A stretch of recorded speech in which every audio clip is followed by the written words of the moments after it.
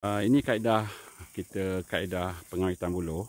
Pertamanya kita kena lubangkan buluh. Macam ini buluh ni telah pun dilubangkan sepanjang semua sekali sebab kita nak pakai kaedah horizontal soak. Jadi kita lubangkan menggunakan rod besi, dan selepas tu kita basuh untuk membuangkan semua dia punya kotoran, lumut apa semua tu, supaya tak tercemar kita punya larutan pengawet nanti.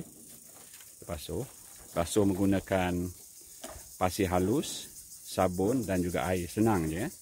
Kalau kita gunakan kaedah ni senang sangat membasuh buluh. Pasir halus dicampur dengan sabun dan dicampur dengan air sedikit, nampak ya. Terus bersih. Tangga senang je. Kita punya tangga juga semua kotoran.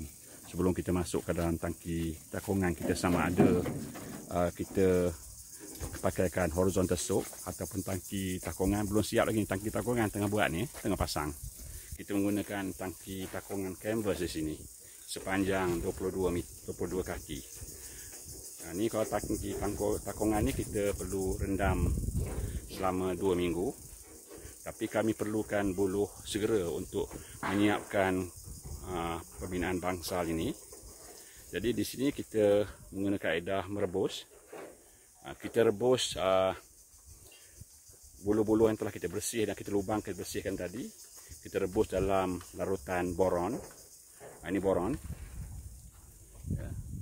Selkio ni adalah boron campuran boraks dan juga